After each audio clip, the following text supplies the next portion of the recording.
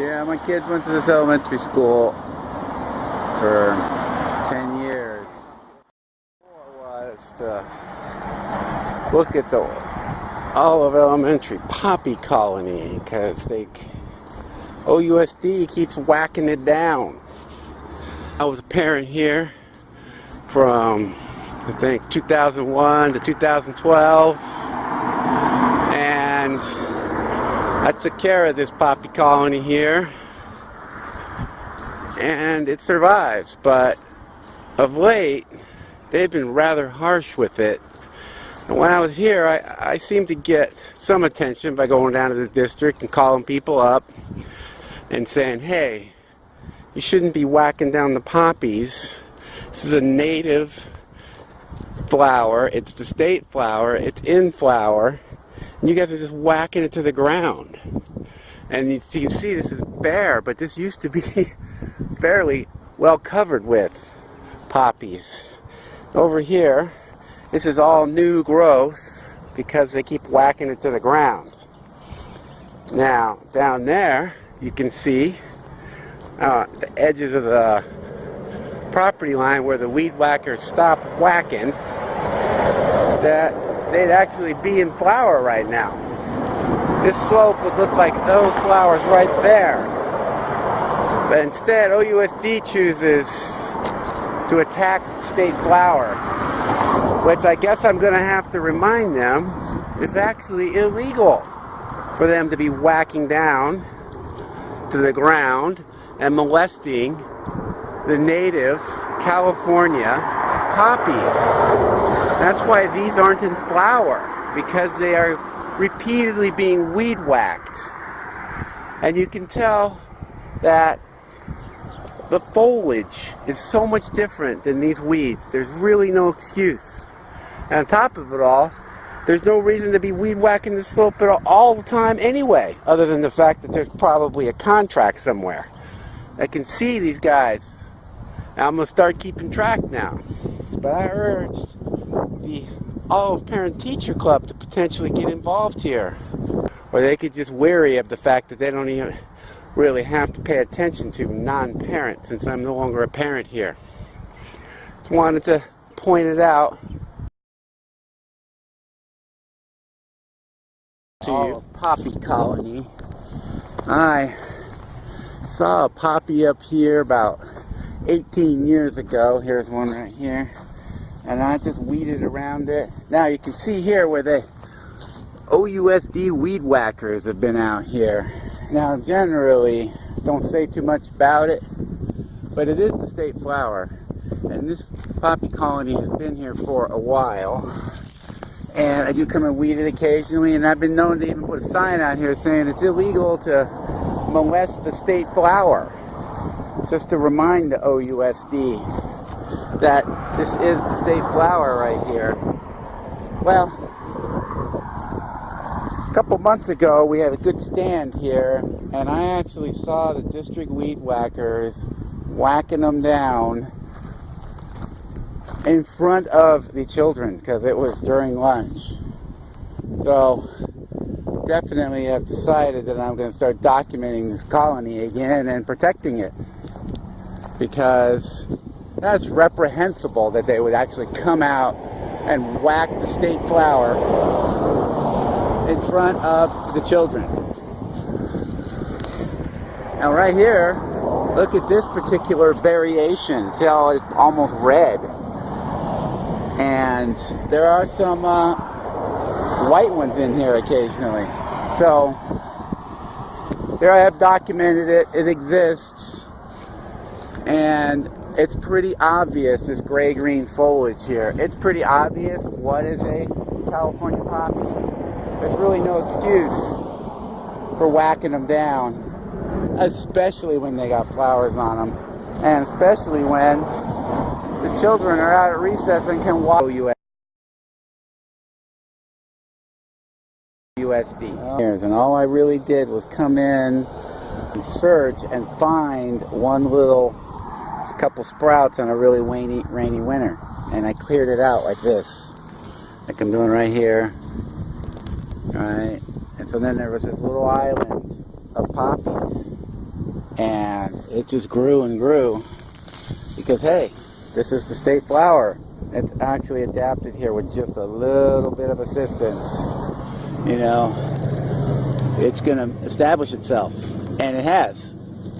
And so I'm right here right now just to kind of visit it and show it off, and also show the teachers at Olive that it's still here, that a little benign neglect is no problem. Look at these beautiful mounds of blue-green foliage. I mean, that's 5 years old. Geez, this could be the mother.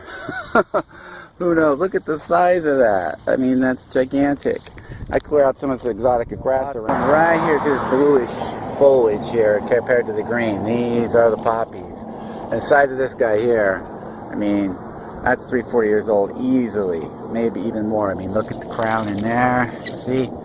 Partially the reason to take this video is just to help, you know, some of the teachers, if they come out here and want to pull weeds, being able to identify the poppies. Occasionally the teachers do, they do bring the kids out and pull a few weeds. My kids came here to Olive Elementary, they did. That's why there's a poppy colony.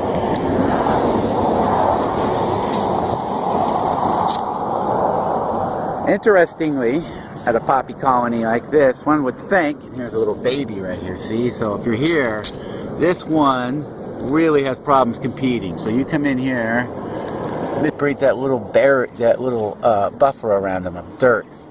Now this little guy here can then have a chance this year to get big without too much competition, because with this much rain, the exotic grasses and weeds, they really can take over. Interestingly, when there's not much rain, the poppies, even though they suffer, they don't suffer as much as these invasive exotic grasses and such. So they actually do okay. And it's these really rainy years where the exotics can really kind of squeeze them out. They come in here, find the little babies and help them out. Look at this right here. See, this will not survive unless I come in here and say, no, all you exotic weeds, right? You are going to be removed around this little guy here, and now you're gonna have a chance to get really big. And the nice thing is they actually live for years. They really do. So if this guy survives this year, there's a chance that he's gonna make it for years and years and years. I mean, I've seen him last 5 years for sure.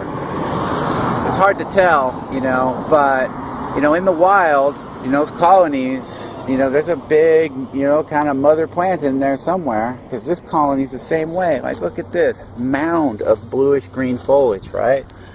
See? This is years old.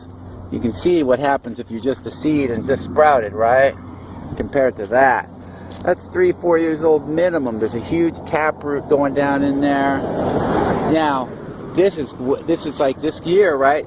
He's survived year after year of like single-digit rain totals. Now we got a water rain. We already got a foot this year, and see the exotics are really kind of competing and maybe gonna hurt him, right? But here I am. I'm gonna clean it up. So looks like the olive poppy colony is doing quite well. California poppies, here's some more. They're obviously more than a year old, doing really well, right? Where other plants actually aren't even doing that well here. And those exotic grasses right there, real problem, real problem. So I'll clean some of this up. Hopefully some of the teachers at Olive will come out with some of their kids just to show them, hey, state flower, you know. And the cool thing is the gardeners are really not supposed to be, you know, once you identify it, make it clear, hey, this is a poppy. It is against state law to be molesting the state flower, right? So, look at this right here. All right, this is going to get squeezed out unless I take out all of this around it.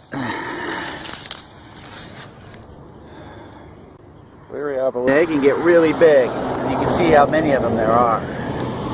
That poppy would be really having problems competing, but I come in here and in such a short time I clean this out, no problem.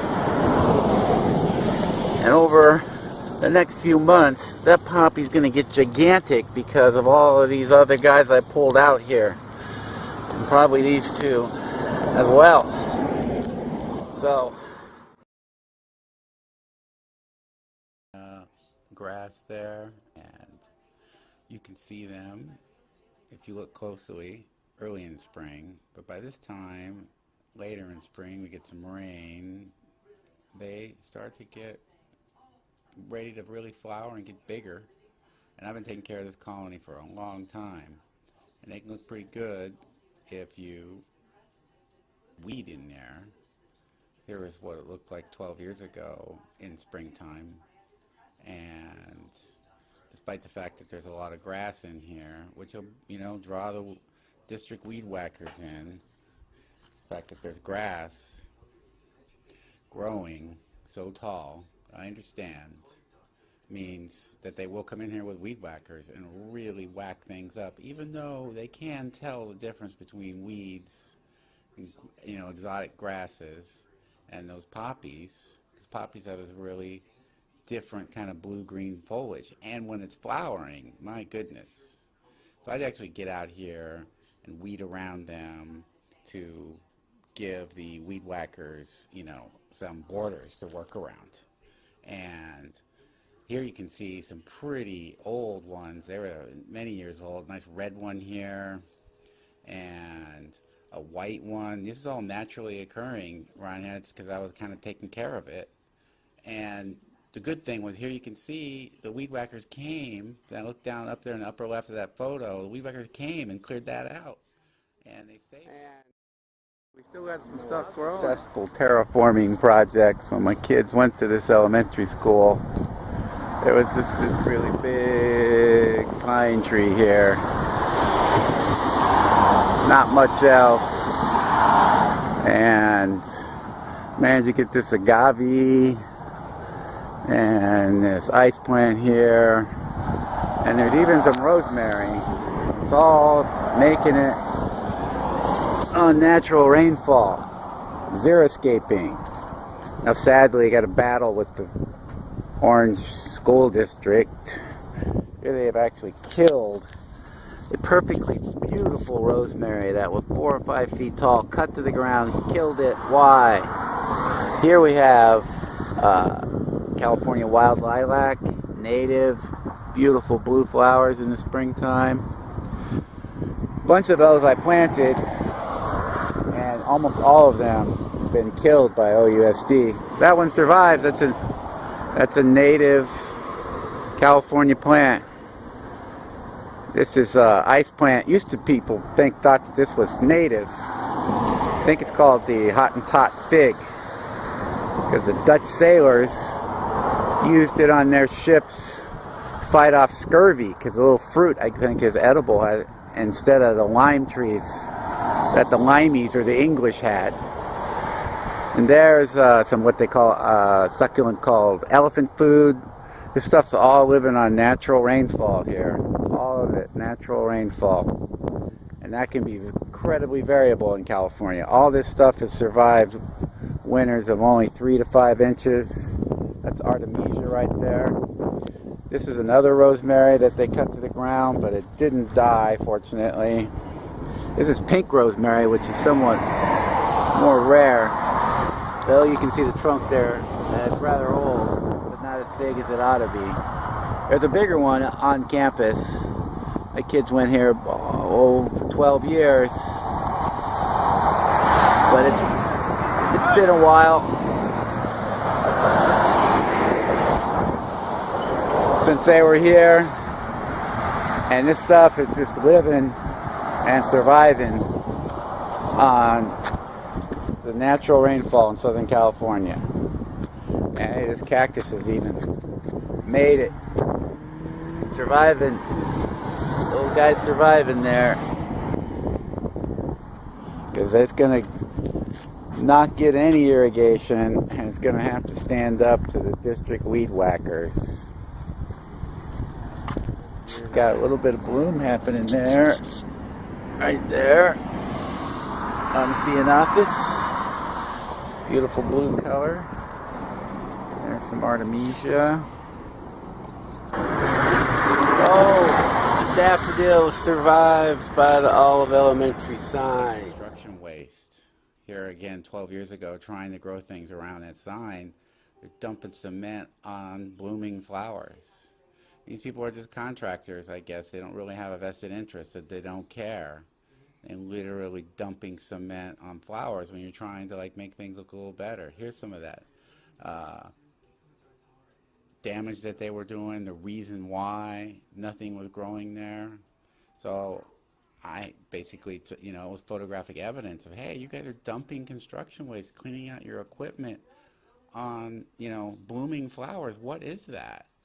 And without this photographic evidence and without complaining about it, I'm pretty sure they would just continue to do it. Here's the elephant food, actually got cement on it. It was crazy how much it dumped, and cleaned their equipment on, landscaping. And then it actually ran out into the street. And this is where I really got their attention, was, a lot of photographic evidence of damage and breaking the stepping stones. But it was the runoff that, I think got their attention, because there was plenty of photographic evidence of them letting construction waste run off into the city's storm drains. That is how cavalier they were about, normal construction methods. They just didn't care. So you have to, pay attention, and you kind of have to push back if you want things to actually grow. And this was the kind of, photographic evidence that made it easier to push back. It's flowing down into the gutters. There's some Nonethless right here. Nonethless, California wild lilac.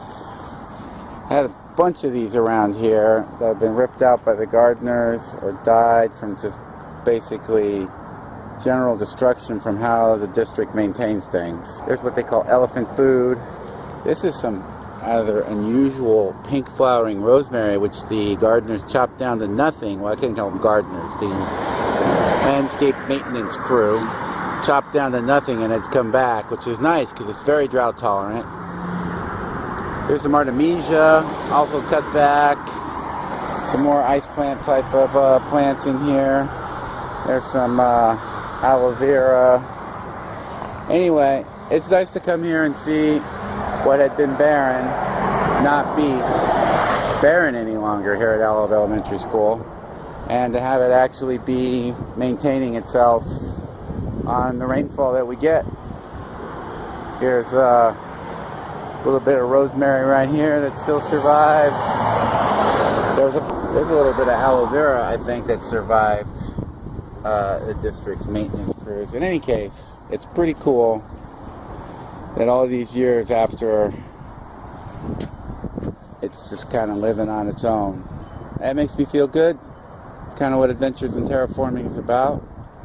These tiny little ripples. I mean, this is habitat. There's butterflies, there's plants, there's insects, there's birds that are making their lives here, when previously there was nothing but dirt. And the landscaping crew would come through here and just, basically rake it up and chop it down. Now they kind of semi-try and maintain it.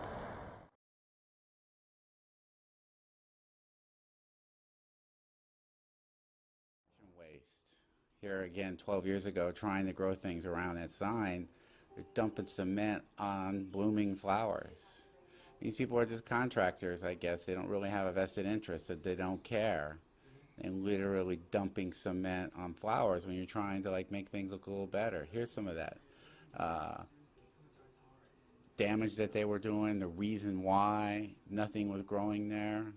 So I basically, it was photographic evidence of, hey, you guys are dumping construction waste, cleaning out your equipment on, blooming flowers. What is that? And without this photographic evidence and without complaining about it, I'm pretty sure they would just continue to do it. Here's the elephant food, actually got cement on it. It was crazy how much they had dumped, and cleaned their equipment on, landscaping. And then it actually ran out into the street. And this is where I really got their attention, was, a lot of photographic evidence of damage and breaking the stepping stones.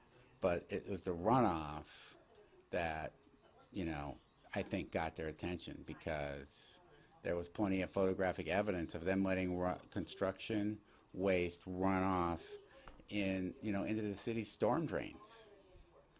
That is how cavalier they were about, normal construction methods.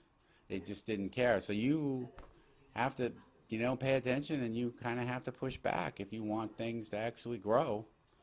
And this was the kind of, photographic evidence that made it easier to push back. It's flowing down into the gutters. There's some Nonethless right here.